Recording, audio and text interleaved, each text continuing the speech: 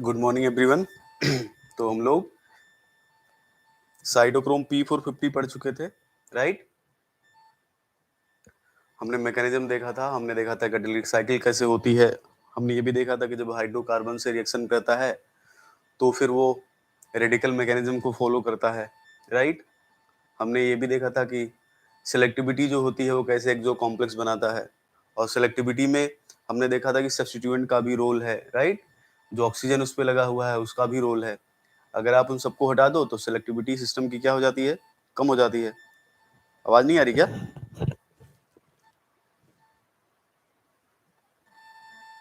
आवाज नहीं आ रही क्या? खुश रहो भैया। आवाज आ रही कि नहीं? वॉइस वॉइस आ रही मेरी? आवाज आ रही है?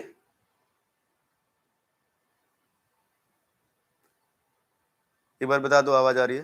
क्लियर है? अच्छा ठीक है, ओके ठीक है। तो अभी आज की क्लास में हम लोग जो रेडिकल कैटायन इंटरमीडिएट है उसके बारे में थोड़ा पढ़ते हैं।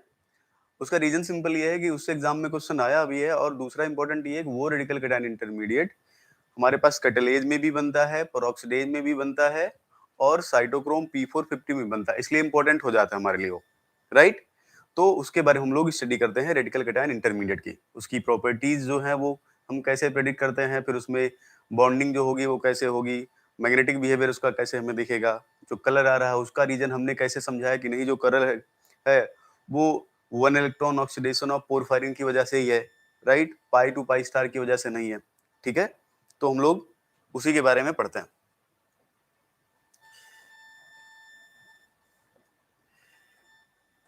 यहाँ सिंपल एक चीज लिख देते हैं, understanding of understanding the properties of understanding the properties of. अभी देखना, इससे 2 बार क्वेश्चन नेट में आया है इसी से, ठीक है। वो डायरेक्टली क्वेश्चन नहीं पूछता, जरूरी थोड़ी डायरेक्टली क्वेश्चन पूछे, वो इनडायरेक्टली भी पूछेगा, ठीक है। Properties of radical cation intermediate formed in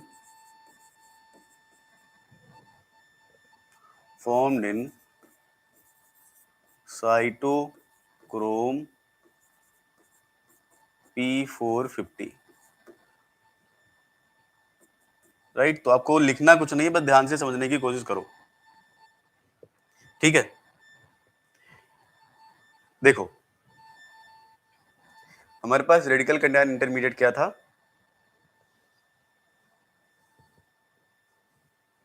एक एक चीज करके समझते हैं हम लोग, ठीक है। तो पहले देखो, पहले स्ट्रक्चर के बारे में देख लेते हैं, उसके बाद ये देख लेंगे कि, तो देखो अब इसमें क्या है, हमने ये पढ़ा था कि जो आयरन की ऑक्सीडेशन स्टेट है वो कितनी है, +4। तो हमें ये कैसे पता चला कि आयरन की ऑक्सीडेशन स्टेट +4? पहले तुम्हें पता होना चाहिए कि आयरन की ऑक्सीडेशन स्टेट क्या है, इसमें +4 है, ठीक है। तो यहाँ हम पहले क्या प्रेडिक्ट करेंगे, oxidation state of iron in intermediate, right. तो ये सिंपल ऑक्सीडेशन स्टेट क्या है इंटरमीडिएट की, ऑक्सीडेशन स्टेट क्या है, oxidation state of iron is +4, right. 5 नहीं करनी है आपको, ठीक है। अब देखो ध्यान से, इसमें हमारे पास 2 इंटरमीडिएट बन रहे थे, ध्यान से सुनो। हमने कहा था कि एक पॉसिबिलिटी ये है कि हमारा जब हेटेरोलिटिक क्लीवेज हो जाए तो क्या बन जाए हमारे पास ये बन सकता है Fe5 डबल बॉन्ड O, एक ये बन सकता था।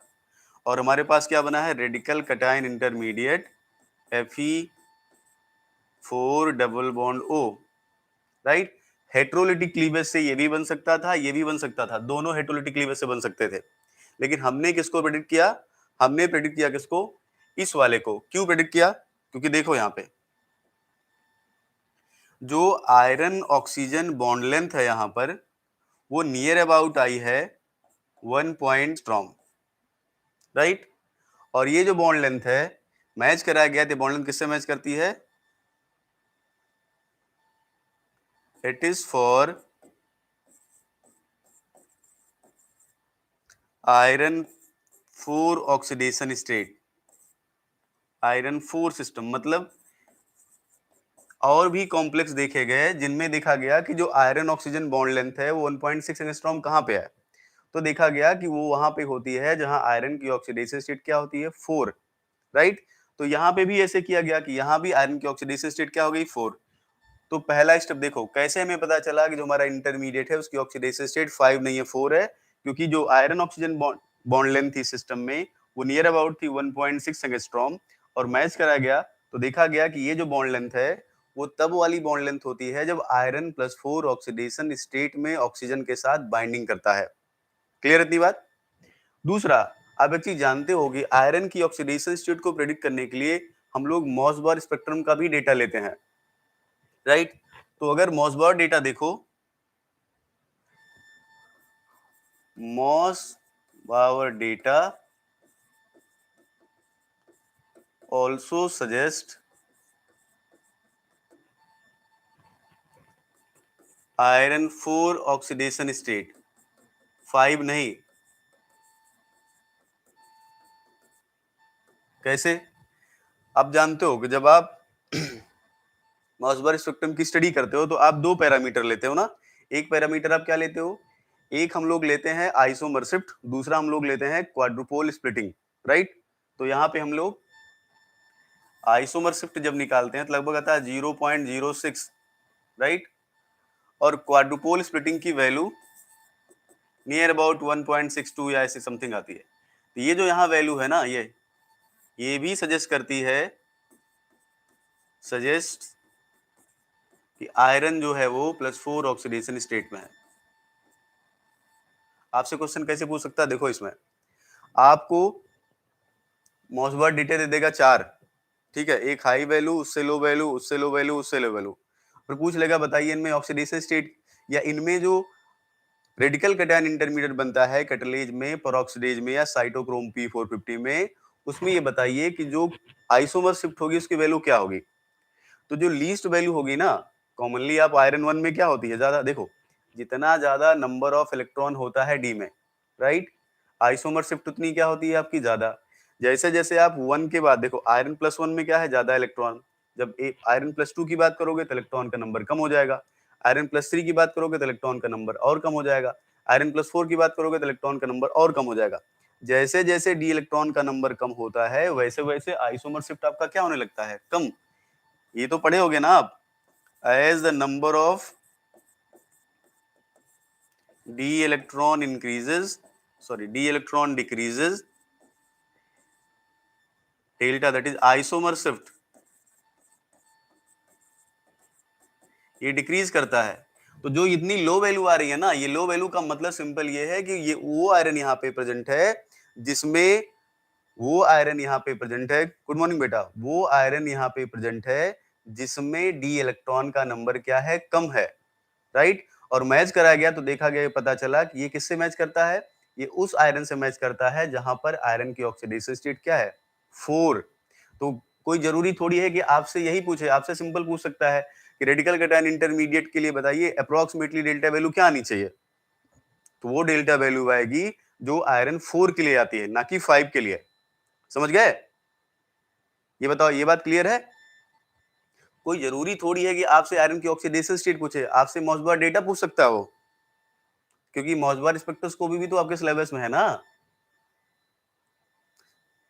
बिल्कुल, ठीक है। तो यहां से हम लोगों ने फाइंड आउट किया कि हमारा सिस्टम जो है +4 ऑक्सीडेशन स्टेट में है, ठीक है। अब इस सिस्टम में जो आयरन है वो ऑक्सीजन के साथ क्या कर रहा है? बॉन्ड कर रहा है। तो आपसे अगला सवाल क्या पूछ सकता है इससे कि जो आयरन ऑक्सीजन के बीच में बॉन्डिंग है उसमें ऑर्बिटल कौन कौन से इन्वॉल्व है, राइट। तो हम यहां देख लेते हैं, अगला हेडिंग हम लिख लेते हैं इसी में, orbital involved in bonding with oxygen, तो देखो ये ऑक्सीजन जो है ना दो बॉन्ड बना रही है, एक बॉन्ड क्या बना रही है सिग्मा, एक बॉन्ड क्या बना रही है पाई, यही बना रही है ना, ध्यान से समझने की कोशिश करो इसे।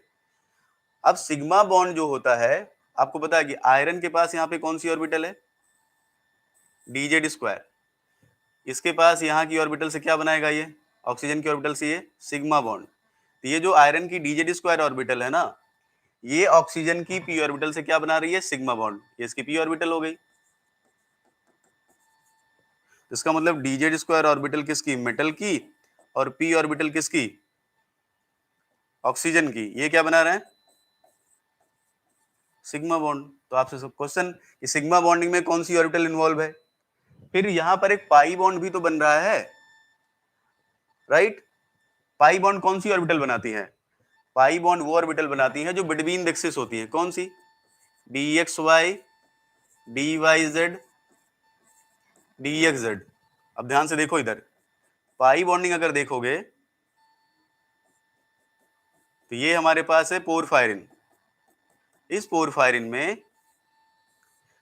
अगर dxy हम ड्रॉ करें तो dxy कहाँ होगा, देखो यहाँ पर सिस्टीन लगा है, यहाँ पर डबली बॉन्डेड ऑक्सीजन, dxy जो होगा यहाँ कहीं होगा, यहाँ ऐसे, और ठीक से बनाता हूं इसको, dxy जो होगा वो होगा xy प्लेन में, n यहाँ s, यहाँ सिस। अगर dxy ड्रॉ करोगे तो ये ऐसे कुछ आएगा, ऐसे, ये कौन सी है dxy। गुड मॉर्निंग बेटा, देखो समझने की कोशिश करो, देखो इधर ये पोरफायरिन का प्लेन है, राइट। हमारे पास तीन ऑर्बिटल हैं जो कि पाई बॉन्ड बना सकती हैं, dxy कर सकता है ये काम, dyz कर सकता है, dxz कर सकता है, लेकिन इसमें कौन सा करेगा वो इंपॉर्टेंट है। देखो ये है यहाँ नाइट्रोजन, यहाँ नाइट्रोजन, यहाँ नाइट्रोजन, यहाँ नाइट्रोजन, ये हो गया xy प्लेन, ऊपर ये हो गया z एक्सिस, तो जो dxy ऑर्बिटल है वो इसी प्लेन में तो होगी, राइट, dxy प्लेन में होगी। आपका ऑक्सीजन यहाँ पे बैठा हुआ है, अब खुद से इमेजिन करो, आपकी ऑक्सीजन है जेड एक्सिस पे और आपका जो एक्स वाई है वो dxy जो है वो xy प्लेन में है।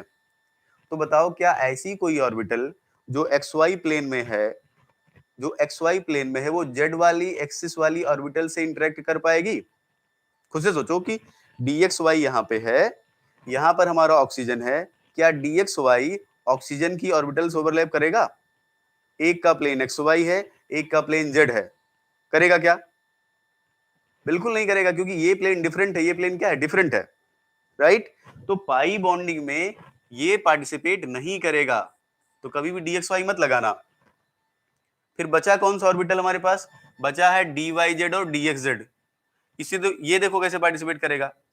अब अगर मैं इसको बनाऊं तो ये कुछ ऐसे आएगा ना, dxz या dyz ऐसे, और यहां पर ऑक्सीजन के पास क्या है p ऑर्बिटल, देखो यहां से ऐसे इंटरेक्शन करा दो, राइट। तो ये हमारी जो ऑर्बिटल क्या है, या तो इसको आप dxz बोलो या तो इसको क्या बोलो dyz, ये क्या है p ऑर्बिटल, और जो बॉन्ड बना देखो साइड वाइज ओवरलैप है, ध्यान से देखो इधर साइड वाइज ओवरलैप है ना, और जब साइड वाइज ओवरलैप होता है तो कौन सा बॉन्ड बनता है पाई, तो ये जो बॉन्ड बनेगा यहाँ पर क्या है वो पाई बॉन्ड।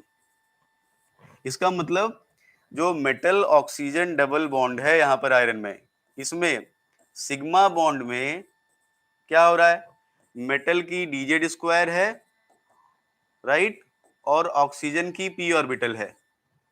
जो पाई बॉन्ड यहाँ पे बन रहा है उसमें मेटल का dxz या dyz, नॉट dxy, और ऑक्सीजन का क्या है p ऑर्बिटल है, ठीक है।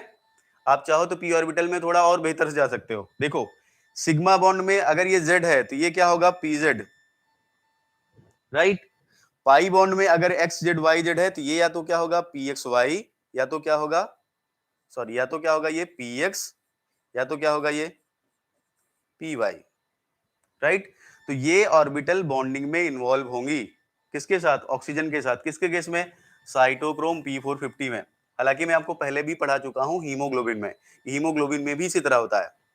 ठीक है, इसको समझने की कोशिश करो। देखो एक्स वाई प्लेन है, इजी है रटना नहीं इसे। एक्स वाई प्लेन है तो डी एक्स वाई यहाँ होगा, ऑक्सीजन यहाँ पे है, तो इसकी ऑर्बिटल से इसका कोई इंटरेक्शन हो नहीं सकता, इसका मतलब डी एक्स वाई ये काम नहीं करेगा।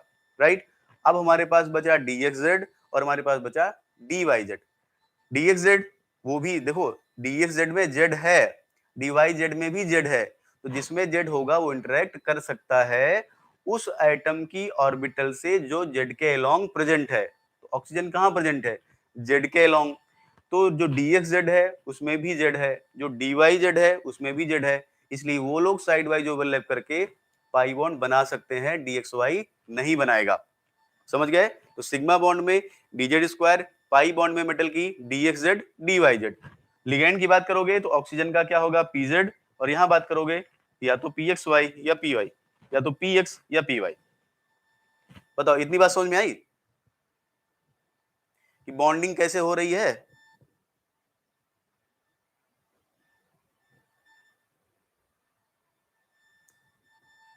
एक्सियल लिगेंड के साथ बॉन्डिंग कैसे हो रही है, समझ में आया आपको?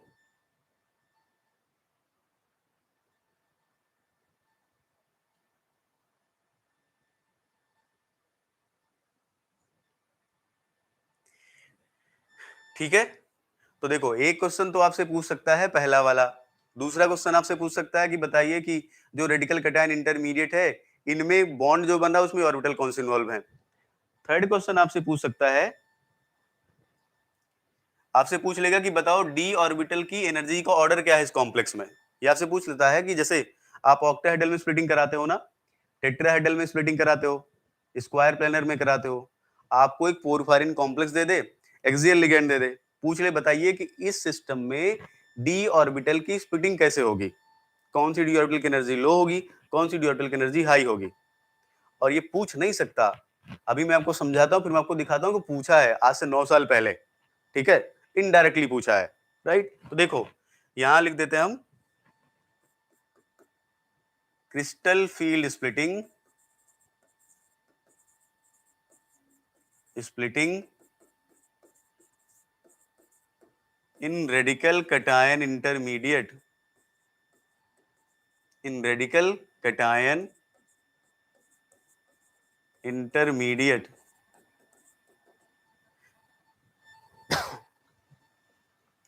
देखो ध्यान से समझो, देखो इधर ये थोड़ा सा डिफरेंट है। ठीक है, जो नॉर्मल आप करते हो ना उससे थोड़ा सा डिफरेंट है ये। देखो इधर ये हमारे पास हमारा लिगैंड हमारा इंटरमीडिएट है,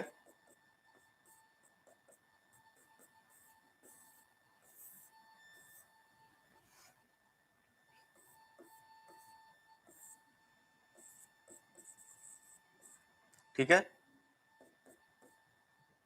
अब देखो एक चीज तो आपको पता है कि ये ऑक्टाहेड्रल सिस्टम में नियर बाई, और ऑक्टाहेड्रल सिस्टम में जो डीजेड स्क्वायर होता है और डीएक्स स्क्वायर होता है उसकी एनर्जी जो है वो डीएक्स जेड डीवाई जेड से क्या होती है? ज्यादा। तो अगर ये परफेक्ट ऑक्टाहेड्रल होता, तो परफेक्ट ऑक्टाहेड्रल अगर होता तो डीजेड स्क्वायर, यहाँ डीएक्स स्क्वायर वाई स्क्वायर, यहाँ डीएक्स जेड डीवाई जेड और डीएक्स वाई होता। अगर ये सिस्टम क्या होता? Perfect octahedral. जरा इसको देख के मुझे बताओ, क्या ये आपका radical cation intermediate perfect octahedral है? इसमें देखो जरा, परफेक्ट होने के लिए सारे के सारे डोनर एटम क्या होने चाहिए? सेम। जितने भी लिगेंड्स लगे सबका नेचर क्या होना चाहिए? सेम। तो लिगेंड का नेचर तो सेम है नहीं। अगर लिगेंड का नेचर सेम नहीं है तो क्या ये परफेक्ट है? यस या नो? क्या ये परफेक्ट है? बोलो, क्या ये परफेक्ट है? परफेक्ट नहीं है ना। अब ध्यान से देखो एक चीज, समझो इधर, यहां पर देखो, इधर आते हैं, जो एन हमारा लगा हुआ है यहां पे कौन सी ऑर्बिटल है? यहां पर है डीएक्स स्क्वायर वाई स्क्वायर, यहां पर हमारी ऑर्बिटल है डीएक्स स्क्वायर वाई स्क्वायर, और जो हमारा एक्सिस पे लिगेंड लगा हुआ है ऑक्सीजन और यहां सिस्टीन, यहां पे हमारी कौन सी ऑर्बिटल है? dz square. तो ये दो ऑर्बिटल कौन सी, dx स्क्वायर वाई स्क्वायर और dz स्क्वायर, ये दोनों लिगैंड के डायरेक्ट अप्रोच में है। ध्यान से देखो, dx स्क्वायर वाई स्क्वायर के डायरेक्ट अप्रोच में क्या है, n n n, राइट। और जो dz स्क्वायर है उसके डायरेक्ट अप्रोच में क्या है, ऑक्सीजन और सिस्टीन। तो अगर कोई ऑर्बिटल लिगैंड के डायरेक्ट अप्रोच में है तो लिगैंड से इंटरेक्शन क्या करेगा, ज्यादा, उसमें रिपल्सन क्या होगा, ज्यादा, उसकी एनर्जी भी क्या होगी, ज्यादा होगी। तो dz स्क्वायर और dx स्क्वायर की एनर्जी जो है वो dxz dyz और dxy से क्या होगी, ज्यादा, वो हमने पीछे लिख दिया। अभी अगर दोनों में कंपेयर करो तो ये बताओ, देखो dx स्क्वायर वाई स्क्वायर के अलॉन्ग कितने लिगेंड है, कितने डोनर एटम है, 1 2 3 4। इसके अलॉन्ग कितने donor atom, 4 donor atoms. dz square के अलॉन्ग कितने डोनर एटम है, 1 2 डोनर एटम्स। तो अब बताओ रिपल्सन कहां ज्यादा होगा, dx स्क्वायर वाई स्क्वायर में ज्यादा होगा या dz स्क्वायर में। dx square y square orbital जहां पे है उसके अलॉन्ग 4 डोनर हैं, 4 डोनर एटम से रिपल्सन हो रहा है।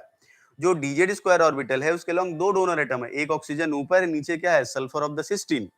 तो रिपल्सन ज्यादा कहां होगा, जहां पर ज्यादा डोनर एटम होंगे वहां होगा, या जहां पर कम डोनर एटम होंगे वहां होगा। भाई जितने ज्यादा लिगेंड्स उतना ज्यादा रिपल्सन। तो यहां पे क्या होगा, मोर रिपल्सन, यहां होगा मोर रिपल्सन, यहां होगा लेस रिपल्सन। तो इस कॉम्प्लेक्स में किसकी एनर्जी ज्यादा होगी, इसकी एनर्जी क्या होगी, हाई, और इसकी एनर्जी क्या होगी, लो। तो परफेक्ट ऑक्टाहेड्रल नहीं है। तो अगर आप इसमें जो ईजी सेट हमारा है उसकी एनर्जी देखोगे तो dx स्क्वायर वाई स्क्वायर की एनर्जी क्या होगी, ज्यादा, और dz स्क्वायर की एनर्जी क्या होगी, कम। क्योंकि dx स्क्वायर वाई स्क्वायर के अलॉन्ग कितने डोनर एटम है, 4, dz स्क्वायर के अलॉन्ग कितने डोनर एटम है, 2। क्लियर है। हाँ, तो इसका मतलब सिंपल यहां से हम कर सकते हैं कि ये फर्दर जो स्प्लिट होगा सिस्टम किसमें, इसमें, यहां पर dx स्क्वायर वाई स्क्वायर होगा और यहां पर क्या होगा, dz स्क्वायर। समझ गए ये। तो जो इजी सेट है ना वो दो में ब्रेक हो गया है, ऊपर क्या है dx स्क्वायर वाई स्क्वायर, नीचे क्या है dz स्क्वायर। इतनी बात समझ में आती है, क्योंकि परफेक्ट तो है नहीं है, परफेक्ट नहीं है ना। तो जो इजी सेट है वो भी ब्रेक हो जाएगा, जो T2G सेट है वो भी ब्रेक हो जाएगा। क्लियर इतनी बात।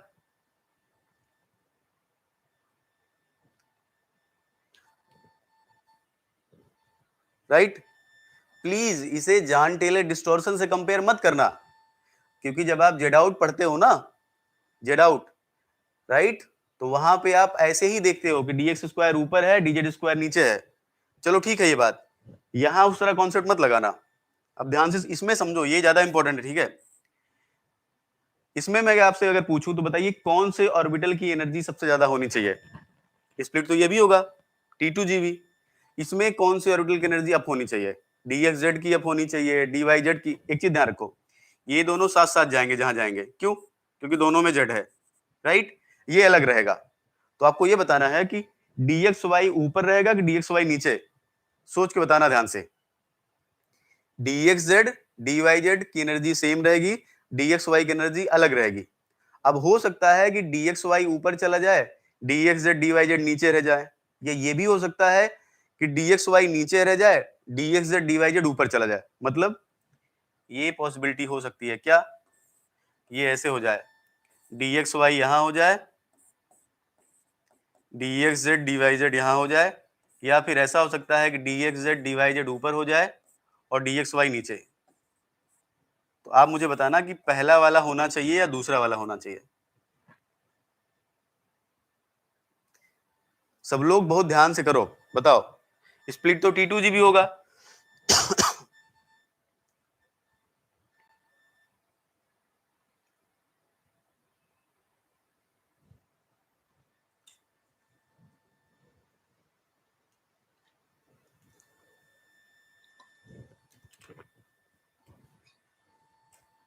कुछ समझ में आ रहा है क्या होगा।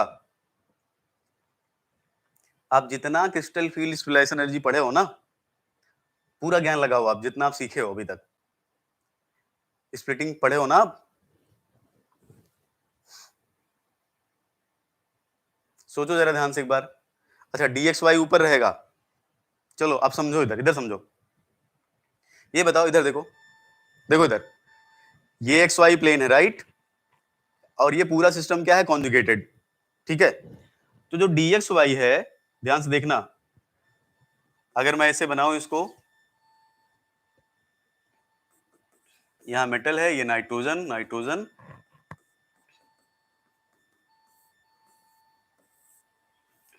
तो dxy को मैं ऐसे कर सकता हूं ना, ऐसे dxy, मान लेते हैं dxy ये है। ध्यान से देखो, क्या dxy नाइट्रोजन के डायरेक्ट अप्रोच में है? नहीं, नहीं है ना। ध्यान सुनो, ये xy प्लेन, इसी में dxy है, लेकिन dxy नाइट्रोजन के डायरेक्ट कांटेक्ट में नहीं है, क्योंकि डायरेक्ट कांटेक्ट में कौन सा है, dx स्क्वायर वाई स्क्वायर, ठीक। dxz dyz वो भी डायरेक्ट कांटेक्ट में नहीं है, क्योंकि वो बिटवीन द एक्सिस है। ये भी dxz भी और dyz ये भी लिगेंड के डायरेक्ट कांटेक्ट में नहीं है, ना तो ये डायरेक्ट कांटेक्ट में है, ना तो ये कांटेक्ट में है, ठीक है। अब इस पे आते हैं, जरा ध्यान से सोचना, ये बताओ मुझे, ये XY प्लेन है ना, इसमें ढेर सारे पाई इलेक्ट्रॉन है, तो ये बताओ पाई इलेक्ट्रॉन क्या होगा, इस प्लेन के परपेंडिकुलर या पैरेलल? जो पाई इलेक्ट्रॉन क्लाउड होगा, जो पाई बॉन्ड है पोरफायरिन में ढेर सारे, वो ऐसे होंगे या ऐसे होंगे? इस प्लेन में होते हैं या प्लेन के परपेंडिकुलर होंगे? पाई बॉन्ड मॉलिक्यूलर प्लेन के क्या होता है, पैरेलल या परपेंडिकुलर? ध्यान सोचो, पाई बॉन्डिंग कैसे बनती है, क्या इस प्लेन के पैरेलल होगी या परपेंडिकुलर होगी? परपेंडिकुलर होगी ना। ये परपेंडिकुलर ऊपर कौन सी एक्सिस है, ये तो एक्स वाई हो गई, ये कौन सी एक्सिस है ऊपर? परपेंडिकुलर में ऊपर, ऐसे ऊपर होगा, ऐसे नीचे होगा, ऊपर कौन सी एक्सिस है? एक्स है, वाई है, जेड है, क्या है ऊपर? ये एक्स वाई प्लेन हो गया, तो ऊपर क्या है, ये जेड ना। मतलब ये है कि जो आपके पाई बॉन्ड के प्लेन है, जो पाई बॉन्ड का इलेक्ट्रॉन क्लाउड है, वो एक्स वाई प्लेन में नहीं है, वो कहां है, वो जेड प्लेन में है। तो देखो, ये डायरेक्ट कांटेक्ट में नहीं है, दोनों डायरेक्ट कांटेक्ट में नहीं है, लेकिन अगर आप एक्स वाई में ले आओगे, तो क्या एक्स वाई में pi electron cloud, x y plane में पाई इलेक्ट्रॉन क्लाउड लाई कर रहा है? नहीं, जो पाई इलेक्ट्रॉन क्लाउड है किधर लाई कर रहा है, वो लाई कर रहा है जेड प्लेन में। तो आप खुद से सोचो कि जो ऑर्बिटल में जेड कंपोनेंट होगा, वो इस पाई इलेक्ट्रॉन क्लाउड के पैरेलल हो गई ना। पाई इलेक्ट्रॉन क्लाउड आपका ये है, जेड वाली ऑर्बिटल ये है, तो ये पाई इलेक्ट्रॉन क्लाउड, ये जेड वाली ऑर्बिटल, ये एक दूसरे के पैरेलल हो गए कि नहीं? तो जिन जिन ऑर्बिटल में जेड कंपोनेंट है, कौन ऑर्बिटल, dxz dyz, वो पाई इलेक्ट्रॉन क्लाउड के लगभग पैरेलल हो गई, लेकिन dxy क्या है, परपेंडिकुलर है। समझ रहे हो? भाई सिंपल सी बात है, ये जेड है ना, ये dxz ऐसे कुछ होगा राइट, अरे एक्सिस पे नहीं होता, बिटवीन द एक्सिस होता है, ऐसे कुछ होगा dxz, तो ये आपका पाई बॉन्ड है और ये आपका dxz है, तो पैरेलल हुआ ना एक दूसरे के, पाई इलेक्ट्रॉन क्लाउड और वो ऑर्बिटल जिनमें जेड कंपोनेंट है, वो तो पैरेलल है लगभग, लेकिन जो dxy है वो तो परपेंडिकुलर है ना। तो अब बताओ रिपल्सन ज्यादा कब होता है, जब पैरेलल होगा या परपेंडिकुलर? ज्यादा रिपल्सन कब होगा, जब वो पैरेलल होगा या परपेंडिकुलर होगा?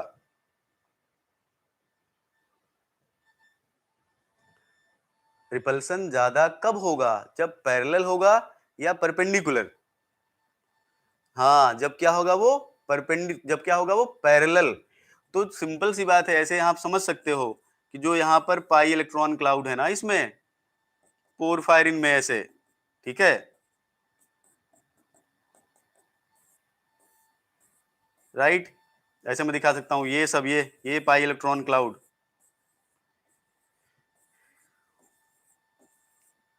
राइट, इसी के पैरेलल में कौन सी ऑर्बिटल है, इसी के पैरेलल में है कौन सी ऑर्बिटल, ये, इसको चाहे आप dxz बोलो या इसको क्या बोलो आप, dyz, लेकिन यहां जो dxy है वो इसके परपेंडिकुलर है, राइट, ऐसे ऐसे बना सकते हो पाई इलेक्ट्रॉन क्लाउड आप यहाँ पे, है ना, परपेंडिकुलर। ये क्या है, इसके dxy इसके परपेंडिकुलर है, और ये इसके क्या है, ये पैरेलल, इसलिए यहां पर क्या होगा, मोर रिपल्सन,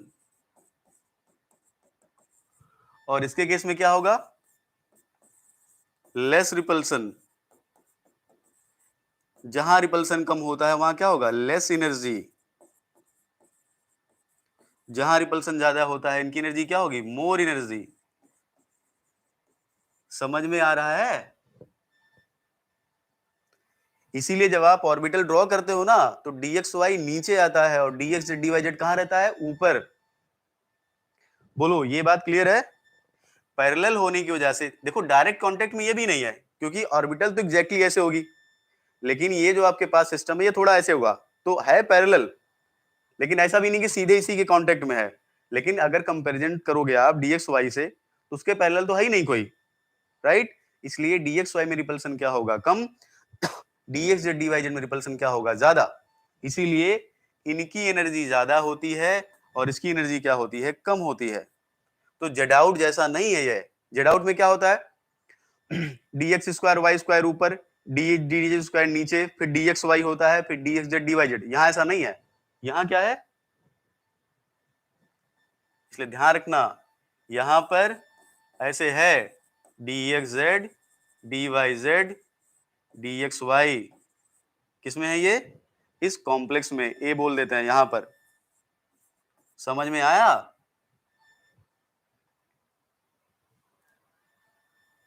जेड आउट की तरह मत कर देना जैसे जॉन टेलर डिस्टॉर्शन में होता है। जेड आउट में क्या होता है, ये तो जेड आउट में सेम है, बस ये उल्टा रह जाता है, तो यहाँ पे उल्टा नहीं है, ऐसे रहेगा।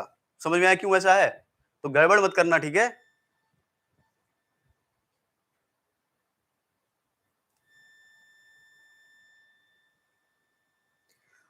ठीक, इतनी बात समझ में आती है, क्लियर है?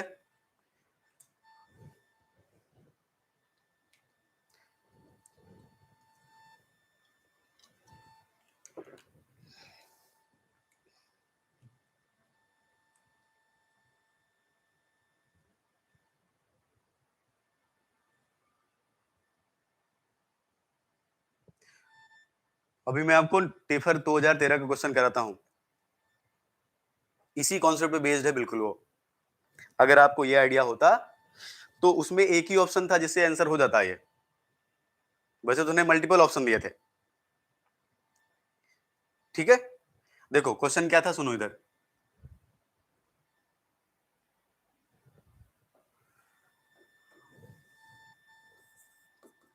TIFR 2013,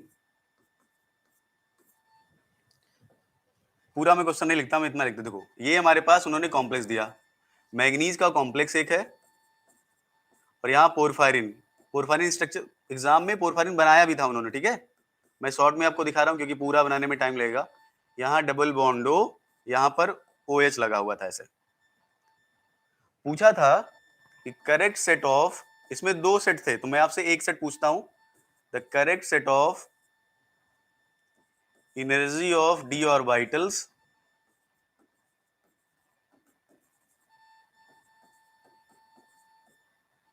ऐसे लिख सकते हैं, ऐसे द लोएस्ट, ऐसे लिखा, the lowest energy d orbital in above complex is. देखो क्या क्या दिया था उन्होंने, एक दिया था उन्होंने dz square dx square y square, दोनों की एनर्जी लोब दिखा दी।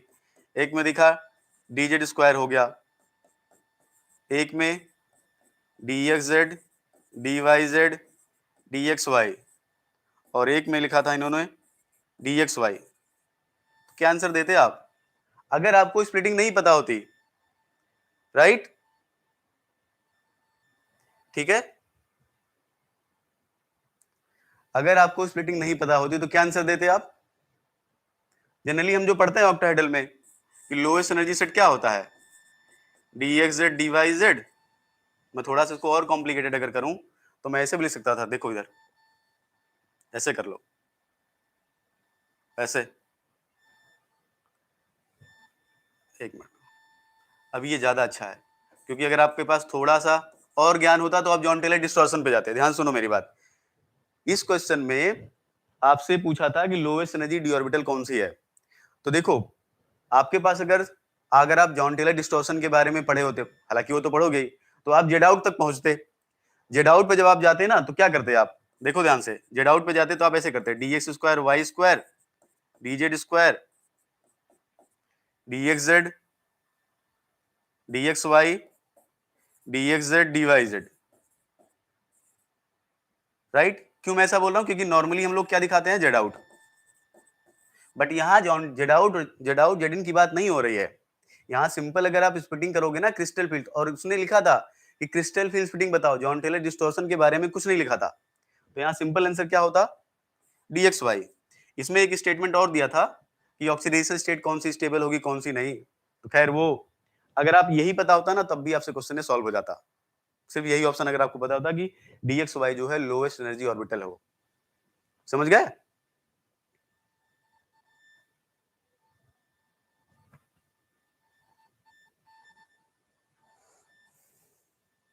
ये बात समझ में आ रही, बताओ।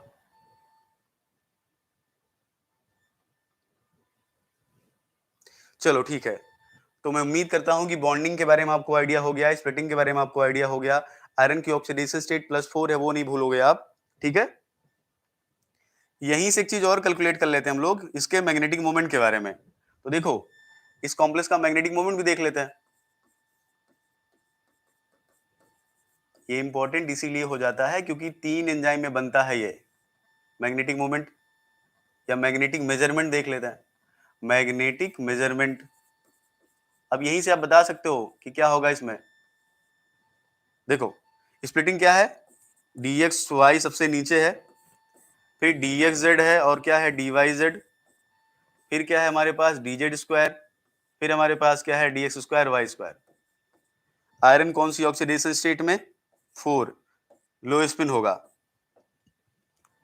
क्या करेंगे, ऐसे बढ़ते हैं ना लो स्पिन में, 1 2 3 4, पहले इसको फिल करते हैं ना,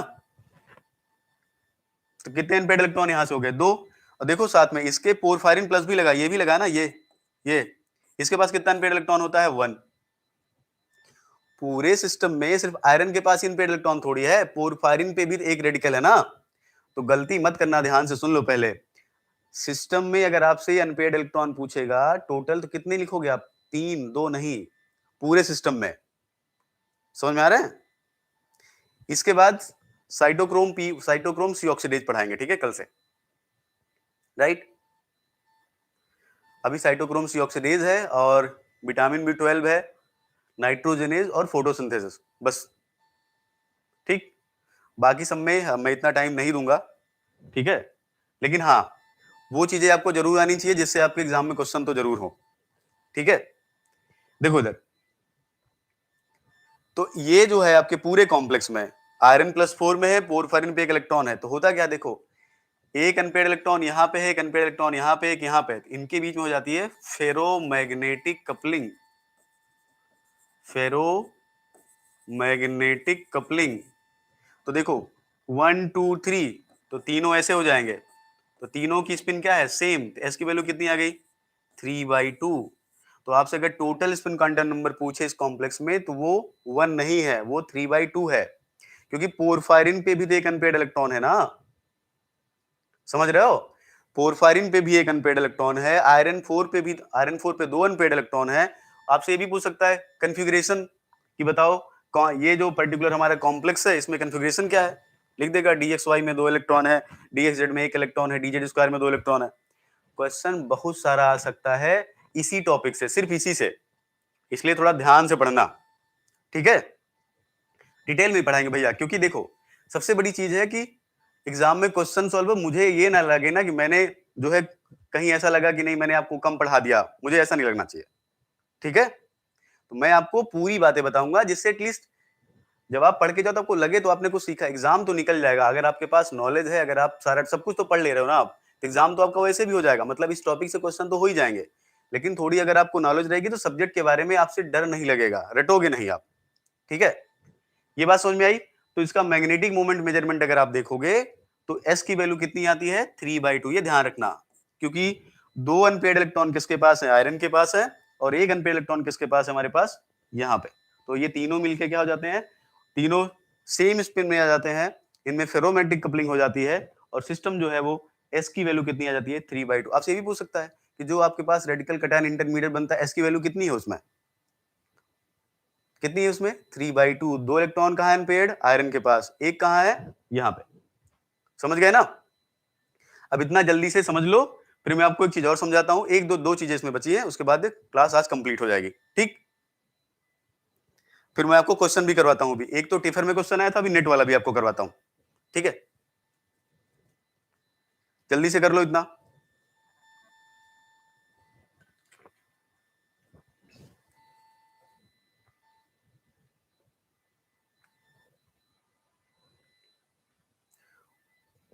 हो गया ना।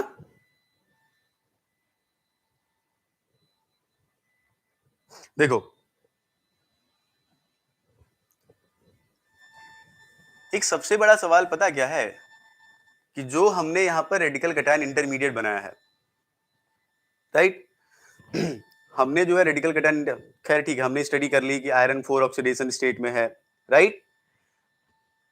लेकिन जो आयरन 4 ऑक्सीडेशन स्टेट में क्या वो रेडिकल कटायन है कि नहीं, राइट, उसको भी फाइंड आउट करना जरूरी है। तो देखो देखा ये गया कि जो बिहेवियर ये शो करता है, जैसा कलर ये शो करता है, अगर हम कोई अदर पोरफायरिन का कॉम्प्लेक्स लें तो उसमें भी सेम बिहेवियर आता है। तो एक चीज यहां पे लिख देता हूं मैं, ये इंपॉर्टेंट थोड़ा ध्यान रखना, रीजन बिहाइंड, मैं बार बार इसको लिख रहा हूं, reason behind green colour of radical cation intermediate, radical cation intermediate. देखो इससे दो क्वेश्चन आपके सॉल्व होंगे। एक क्वेश्चन तो ये सॉल्व होगा कि जिस भी सिस्टम में पैरामेट्रिक है, बेटा पैरामेट्रिक, ठीक है, बट हाँ इसका मैग्नेटिक कैरेक्टर ऐसे होगा कि जैसे सिस्टम, जैसे नॉर्मल जो पैरामेट्रिक होता है उसके कंपैरिजन में मैग्नेटिक बिहेवियर ज्यादा बेटर शो करेगा। क्यों शो करेगा, क्योंकि तीनों के तीनों इलेक्ट्रॉन क्या हो गए हैं, पैरेलल हो गए, ठीक है। क्योंकि फेरोमैग्नेटिक कपलिंग अगर हो गई है तो इसका मतलब मेजर जो बिहेवियर शो करेगा कैसा शो करेगा, फेरोमैग्नेटिक वाला। कहने का मतलब ये है कि 3 अनपेयर्ड इलेक्ट्रॉन अगर एक नॉर्मल सिस्टम में है तो ये वाला सिस्टम जो है ज्यादा बेहतर मैग्नेटिक बिहेवियर शो करेगा, ठीक। यहां पे देखो किसी भी सिस्टम में जहां पर पोरफायरिन होता है, ध्यान सुनो मेरी बात, ये 3-4 बार क्वेश्चन आया एग्जाम में, जहां भी पोरफायरिन होता है उनका कलर आता है मेनली टू पाई स्टार की वजह से, पाई टू पाई स्टार की वजह से कलर आता है, ठीक है। जिस भी सिस्टम में पोरफायरिन होता है उनका कलर मेनली आता है पाई टू पाई स्टार की वजह से, और वो कलर कैसा होता है, रेड कलर या फिर पर्पल। लेकिन जो रेडिकल कटायन इंटरमीडिएट है, रेडिकल कटायन इंटरमीडिएट, उसका कलर है ग्रीन। कैसा कलर है, अब ध्यान से खुद से सोचो आप, पाई टू पाई स्टार की वजह से जो कलर आता है रेड और पर्पल होता है, लेकिन इसके केस में जो कलर है क्या है, वो ग्रीन। तो आप मुझे खुद बताओ क्या ग्रीन कलर भी पाई टू पाई स्टार की वजह से आ रहा होगा। अगर रेड या पर्पल आता तो पाई टू पाई स्टार लिख देते हम, लेकिन ऐसा कोई कॉम्प्लेक्स जहां पर सिस्टम में ग्रीन कलर आ रहा है, तो आप बताओ क्या ये पाई टू पाई स्टार की वजह से होना चाहिए, आपको ये दोनों पता होना चाहिए। ये एग्जाम में कई बार पूछा गया है और ये भी एग्जाम में आया है। तो आप बताओ कि क्या ऐसा सिस्टम जहां पर पोरफायरिन है लेकिन उसका कलर रेड पर्पल पर्पल ना के ग्रीन आ रहा है, तो क्या वो पाई टू पाई स्टार की वजह से होगा, नहीं। तो ये जो कलर है ये पाई टू पाई स्टार की वजह से नहीं आता। ये क्यों आता है, due to oxidation of porphyrin ring, porphyrin ring by 1 electron. इसको जस्टिफाई कैसे किया गया कि ये बात सही है, देखो जस्टिफाई कैसे किया गया, लिया गया कोबाल्ट 2+ का कॉम्प्लेक्स, ऐसे कोबाल्ट 2+ का पोरफायरिन के साथ कॉम्प्लेक्स लिया गया, ठीक है ऐसे, और यहां इसका 2 इलेक्ट्रॉन से क्या कराया गया, ऑक्सीडेशन, और साथ में यहां पर जोड़ा गया X माइनस लिगेंड। अब ध्यान सुनो, ये बताओ कोबाल्ट 2+ से अगर आप 2 इलेक्ट्रॉन निकालोगे तो क्या बनेगा? कोबाल्ट 4। ये ऑक्सीडेशन स्टेट फेवरेबल होती है क्या कोबाल्ट की? ध्यान से समझो, इसको जस्टिफाई कैसे किया गया कि नहीं, जो बात हम बोल रहे हैं कि सिंगल इलेक्ट्रॉन पोरफायरिन की वजह से आ रहा है, उसको जस्टिफाई कैसे किया गया? एक कोबाल्ट का कॉम्प्लेक्स लिया गया जिसमें कोबाल्ट की ऑक्सीडेशन स्टेट 2 है, यहां से 2 इलेक्ट्रॉन, इसको 2 इलेक्ट्रॉन से क्या किया गया? ऑक्सीडाइज। इससे डरो नहीं, ये तो एक लिगैंड है बस नॉर्मल, ठीक है। यहां ध्यान से देखो, 2 इलेक्ट्रॉन से ऑक्सीडाइज किया गया। अगर कोबाल्ट से हम 2 इलेक्ट्रॉन निकालेंगे तो कोबाल्ट आएगा 4 में ना। ये ऑक्सीडेशन स्टेट स्टेबल होती है क्या कोबाल्ट +4 में? बिल्कुल नहीं। तो जब यहां से ऑक्सीडेशन कराया गया ना तो कोबाल्ट रहा +3 में, कोबाल्ट 4 में नहीं गया। कोबाल्ट किस में रहा? +3 में, राइट। और यहां जो हमारा X लग गया। तो अब बताओ कि हमने तो इलेक्ट्रॉन निकाले कितने हैं? 2, लेकिन कोबाल्ट की ऑक्सीडेशन स्टेट में चेंज कितने का हुआ है? सिर्फ 1 का। तो 1 इलेक्ट्रॉन कहां से गया भाई? 2 इलेक्ट्रॉन निकाले हो ना, 2 इलेक्ट्रॉन से ऑक्सीडेशन कराए हो, तो कोबाल्ट से तो 1 ही इलेक्ट्रॉन निकला, क्योंकि 4 तो बनाएगा नहीं वो। तो 1 इलेक्ट्रॉन किसका निकला होगा? किसके पास इलेक्ट्रॉन है? पोरफायरिन रिंग के पास। कौन सा इलेक्ट्रॉन है? Pi electron. कैसा है वो? Loosely held. वो निकल जाएगा कि नहीं? तो जो 1 इलेक्ट्रॉन निकला किसका निकला है? वो पोरफायरिन का, राइट। समझ गए? तो ये भी क्या है? ये भी तो रेडिकल कैटायन इंटरमीडिएट है।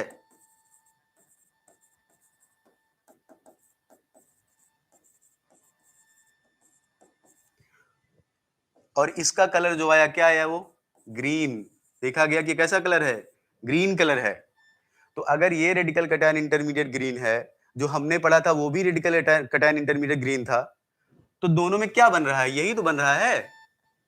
इसका मतलब जो कलर आ रहा होगा वो पोरफायरिन रिंग के ऑक्सीडेशन की वजह से आ रहा होगा, क्योंकि दोनों का कलर सेम आ रहा है। ध्यान सुनो, ये बताओ कि अगर मेटल अलग अलग होगा तो कलर अलग अलग आएगा कि नहीं? एक मिनट आप इसे लिखो, फिर मैं आपको इत्मीनान से समझाता हूँ एक चीज। जल्दी से लिख लो इसे, फिर मैं आपको समझाता हूं।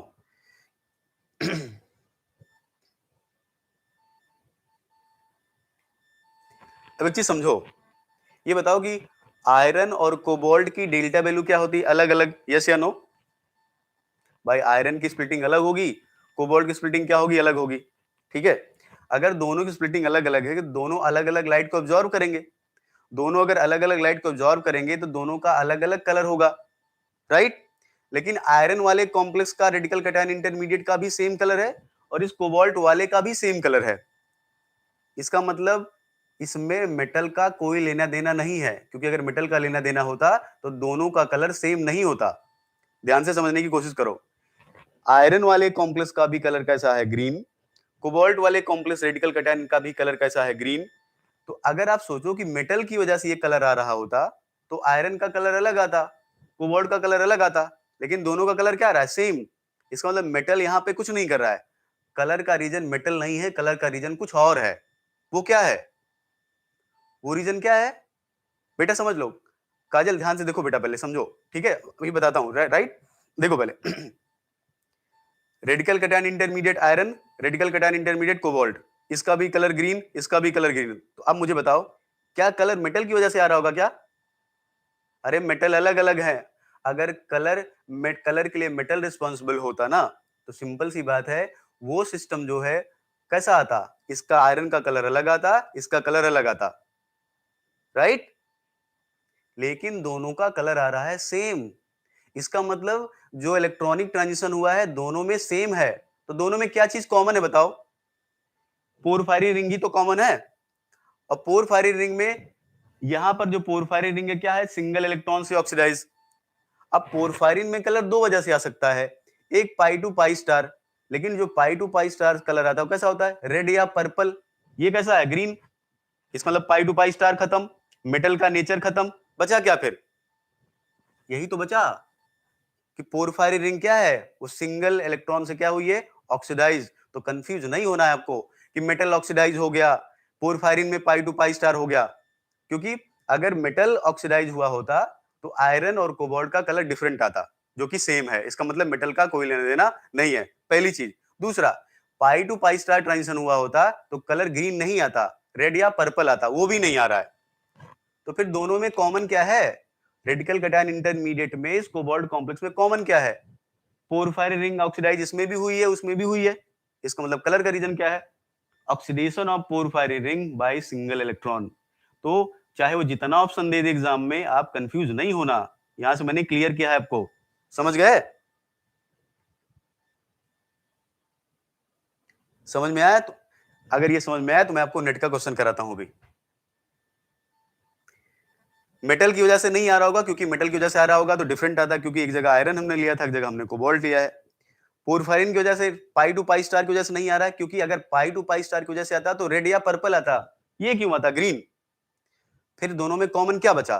ये भी सिंगल इलेक्ट्रॉन से ऑक्सीडाइज हुआ है, वो भी सिंगल इलेक्ट्रॉन से ऑक्सीडाइज हुआ है। अगर दोनों ऑक्सीडाइज हुए हैं, इसका सिंपल से मतलब है एक ही चीज कॉमन बची दोनों में, oxidation of porphyrin ring bye one electron. इसका मतलब कलर का रीजन यही होगा, ग्रीन कलर का। समझ गए? रटना नहीं भैया, इसे कुछ भी रटना नहीं है इसमें, आप थोड़ा सा ध्यान देके पढ़ोगे तो आपको रटना नहीं पड़ेगा। अब आप क्वेश्चन करिए, देखिए एग्जाम में जो आता है।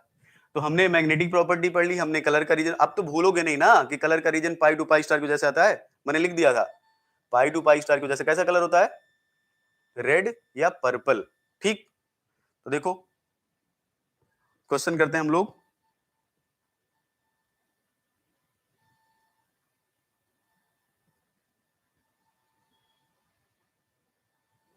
ये भी आया था नेट 2013 में, राइट? या सीएसआर नेट 2013 में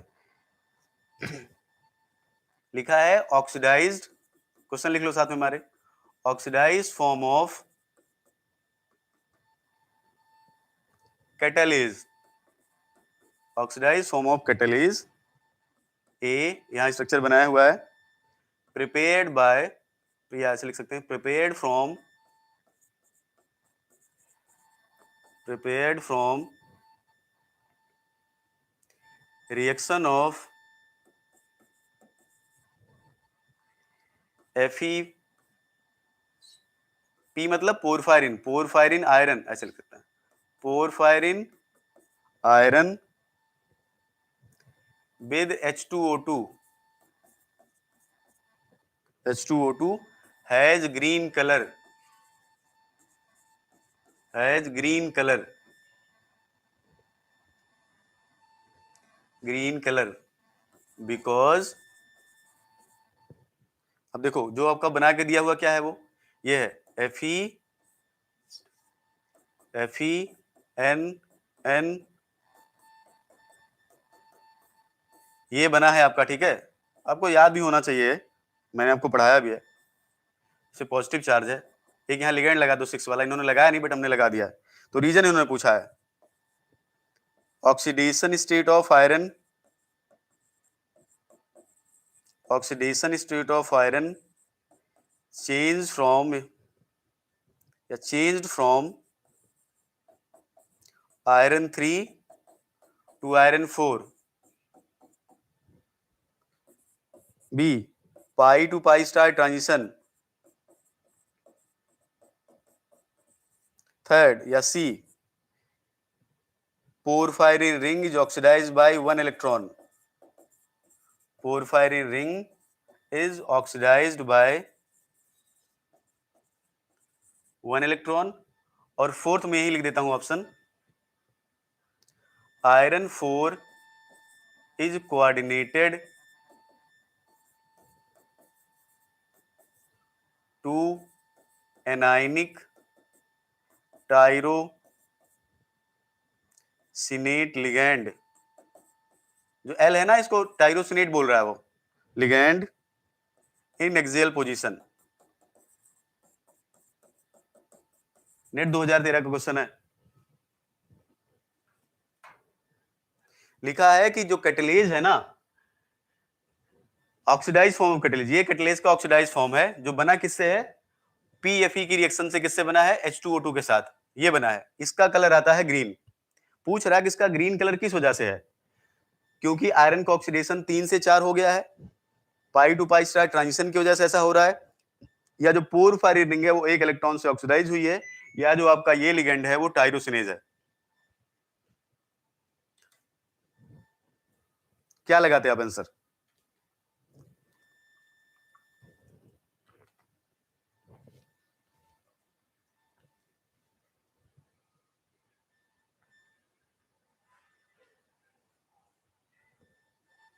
सब लोग बताओ, क्या आयरन की ऑक्सीजन, अगर आयरन वाली बात सही थी तो कोबाल्ट वाला हमने एग्जांपल पढ़ा, क्या मतलब था उसका? फिर तो आयरन सही हो जाता। और एक्सियल लिगैंड से ग्रीन कलर थोड़ा आएगा। आंसर क्या है इसका? ए आंसर कैसे हो जाएगा? अभी तो मैंने बोला कि अगर मेटल की वजह से कलर आ रहा होता तो कोबाल्ट का कलर तो अलग होना चाहिए था ना। गुड मॉर्निंग बेटा। अगर मेटल की वजह से कलर आ रहा होता तो कोबाल्ट वाले का कलर दूसरा होना चाहिए था, जो हमने भी थोड़ी देर पहले देखा था। आयरन वाले का कलर दूसरा होना चाहिए था, लेकिन कलर तो सेम है, तो मेटल का कोई रोल है क्या? इसीलिए तो मैं समझा रहा था। दोनों का एग्जांपल क्यों दिया मैंने, कोबाल्ट वाले का एग्जांपल क्यों दिया, जिससे आपको ये पता चल जाए कि मेटल का रोल नहीं है। मेटल का रोल नहीं है तो पहला तो ऑप्शन गया। पाई टू पाई स्टार अगर होता है तो रेड या पर्पल कलर आता है, ये तो ग्रीन कलर आ रहा है, इसका मतलब ये भी ऑप्शन गया। लिगेंड की वजह से थोड़ा इतना असर पड़ जाएगा, ग्रीन बदल जाएगा, ब्लू हो जाएगा, नीला हो जाएगा, काला हो जाएगा। आंसर क्या बचा सर? मतलब ये क्वेश्चन 9 साल पहले आया है, ठीक है। तो इसका मतलब सिंपल है कि एग्जामिनर अब आगे की भी सोच सकता है आपसे लिए, ठीक। तो हमने 2 क्वेश्चन किए, एक टिफर वाला किया, एक ये वाला किया, राइट।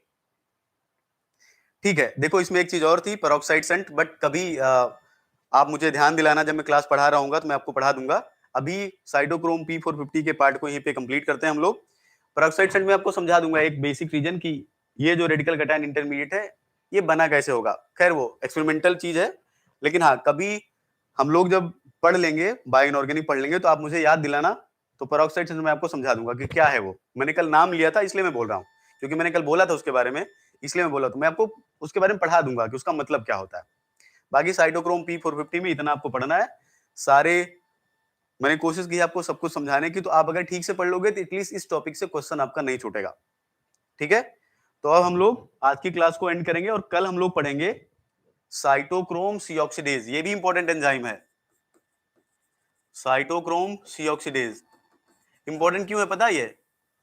क्योंकि अगर साइटोक्रोम सी ऑक्सीडेज, ध्यान सुनो, अगर इसकी एक्टिविटी हैम्पर हो जाए, इसकी एक्टिविटी इफेक्टिव हो जाए या इफेक्ट हो जाए या उस पर प्रॉब्लम हो जाए, तो O2 का वाटर में कन्वर्जन बंद हो जाएगा, मतलब ऑक्सीजन का रिडक्शन बंद हो जाएगा। अगर ये नहीं होगा तो फूड का ऑक्सीडेशन बंद हो जाएगा, और फूड का ऑक्सीडेशन अगर बंद हो गया तो हमें एनर्जी नहीं मिलेगी, एनर्जी नहीं मिलेगी तो फाइनली क्या हो जाएगी? डेथ। समझ गए? तो ये बहुत इंपॉर्टेंट एंजाइम है किसका? माइटोकॉन्ड्रियल रिस्पायरेटरी चेन का, ये बहुत इंपॉर्टेंट एंजाइम है। और एक ये इसलिए भी इंपॉर्टेंट हुआ है क्योंकि जो साइनाइड पॉइजनिंग होती है ना, साइनाइड पॉइजनिंग, साइनाइड पॉइजनिंग इसकी एक्टिविटी को रोक देता है। साइनाइड पॉइजनिंग क्या करता है? साइटोक्रोम सी ऑक्सीडेज की एक्टिविटी को रोकता है। साइनाइड पॉइजनिंग से हीमोग्लोबिन पे असर नहीं पड़ता। ध्यान से मेरी बात सुनो, अगर आपसे कोई पूछे कि साइनाइड पॉइजनिंग से हीमोग्लोबिन हैम्पर होती है क्या, नहीं, माइनर माइनर इंटरेक्शन या माइनर इफेक्ट होता है। साइनाइड पॉइजनिंग से मेनली कौन हैम्पर होता है? ये।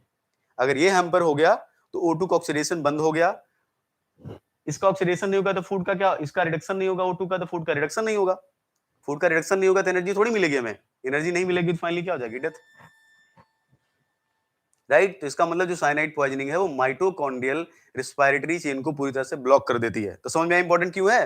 क्योंकि अगर ये बंद हो गया ना तो जीवन बचेगा नहीं फिर, क्योंकि एनर्जी, जो एनर्जी वाली लाइन है हमारी, जहां से हमको एनर्जी प्रोवाइड होती है खाना खाने के बाद या कुछ भी फूड स्टेप लेते हैं, उसका बहुत इंपॉर्टेंट पार्ट है ये। समझ गए?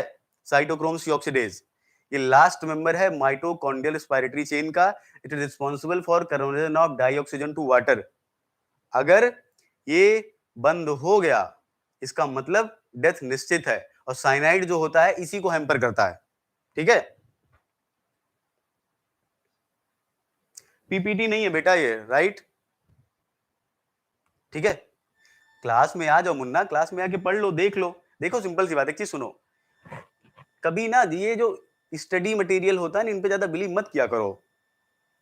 खुद से सोचो कि अगर आप 4 बार लिखोगे, 5 बार लिखोगे, 2-3 बार 4 बार आप लिखोगे, तब तो आपको याद रहेगा वो।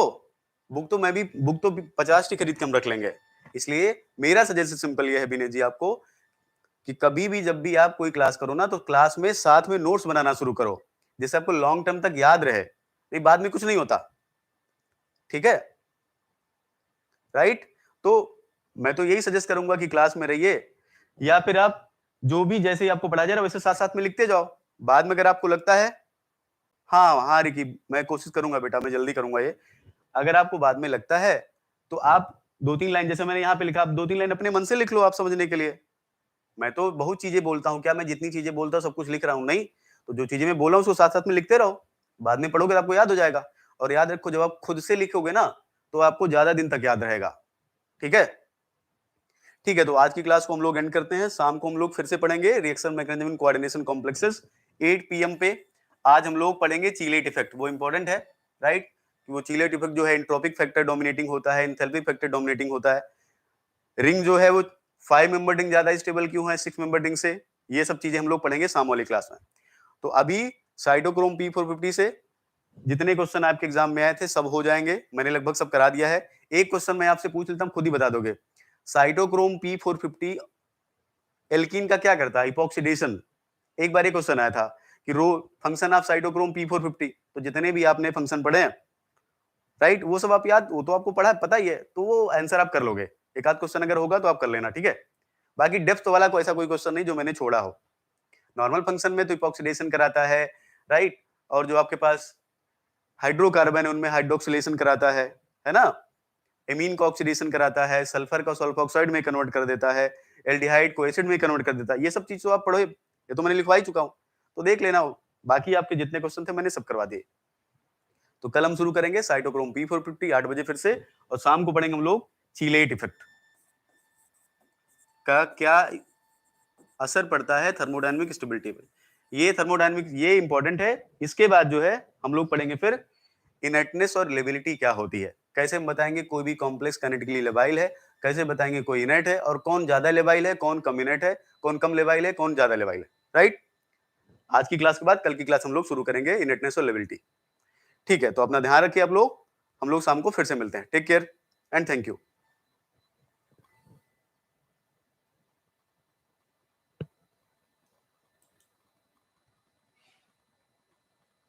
खुश रहो भैया, खुश रहो।